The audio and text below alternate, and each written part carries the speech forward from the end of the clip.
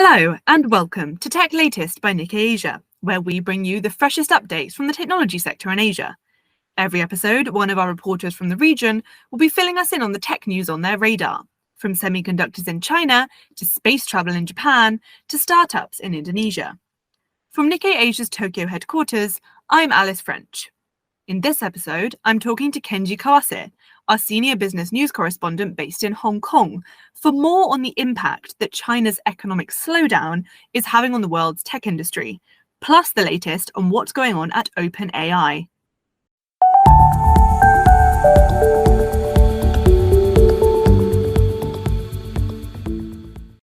Hi, Kenji. Thanks so much for coming on today. Thank you very much for having me today. So unsurprisingly, China's slowing economic growth has dominated a lot of the news on our website this week. And I understand that one story about its impact on manufacturers particularly caught your eye. Yes, that's right. It is a data analysis story by our Tokyo-based reporter on how slowdown in the Chinese economy putting pressure on the level of inventories, which is kept high by major global manufacturers, including tech companies. And one of the reasons why I focused on this inventory story is that it indicates the sluggishness of Chinese economy. No matter how the Chinese government says, it sheds light on the big picture on how the sluggishness of the largest manufacturing economy have on global manufacturers. And this was done through accumulation of real numbers, changes in aggregate inventory levels and vis-a-vis sales. And this analysis of China and the global economy coincides with the time where we, the Hong Kong-based journalists, are in right now, where all sorts of various financial institutions, including the major global names and local ones, they are presenting their latest forecasts on Chinese economy and market outlooks. And points are being raised there, such as how fast and how slow China would grow next year. How do investors move their assets given the situation and the murkiness, especially in the property sector and the local government debt, and which sectors are up or down, and so on. What we are getting from much over a dozen economists or strategists and analysts that we have encountered over the last few weeks, the overall picture of China is mixed at best, but with a bias toward the weak side. And tech sector, of course, is not immune from this.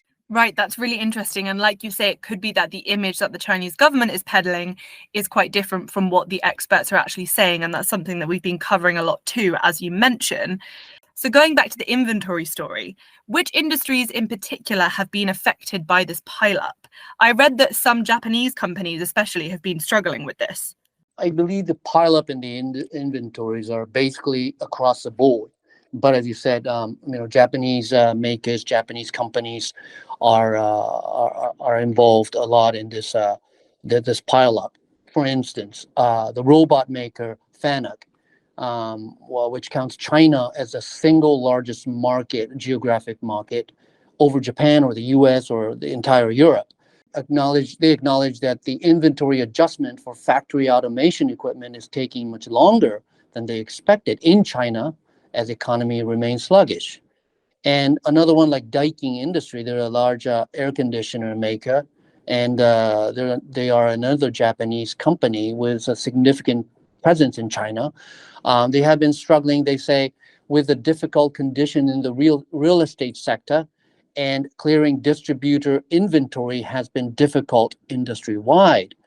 But it's not only the Japanese, but since some of the European and the Americans in Europe and in North America, they are suffering. And one of the common threads here is Chinese economy slowing down, and the real demands are down, and therefore the inventory pileup is not being resolved even after COVID is over. Okay, and if we're talking about China's economic struggles, there's no better place to look than at the performance of its own major companies. E-commerce giant Alibaba, for example, recently announced a potential setback in its cloud computing business, cancelling its IPO. What do we know about the reasons behind that?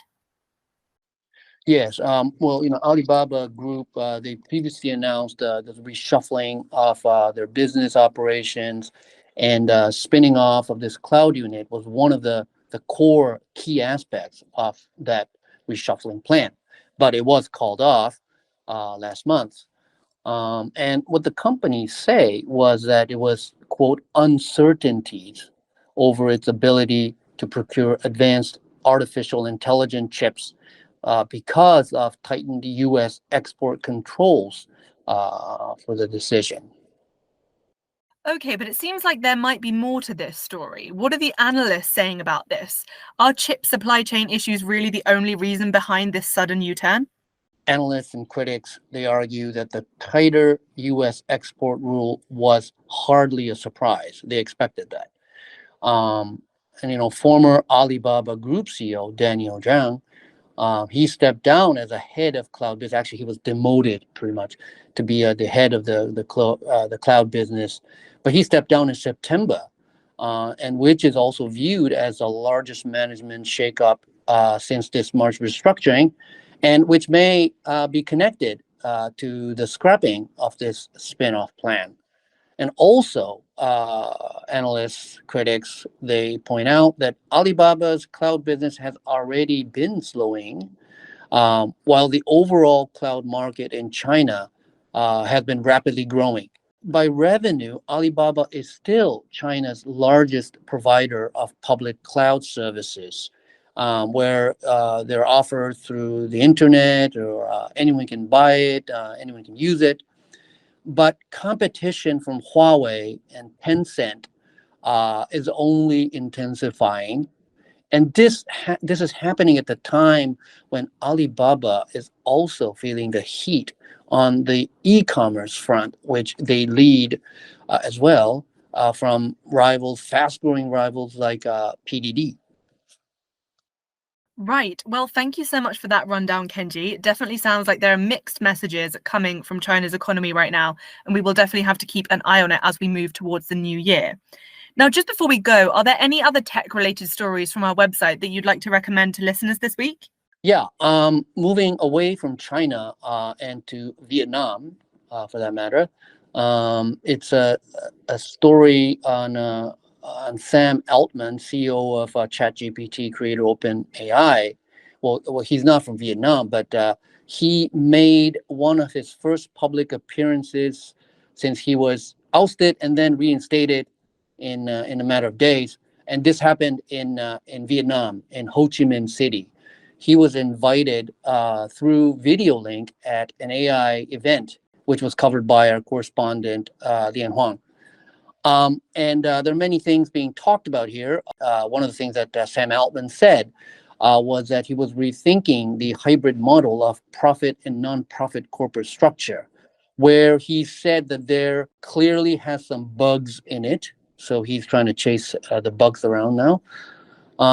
There are more interesting things to read from this article.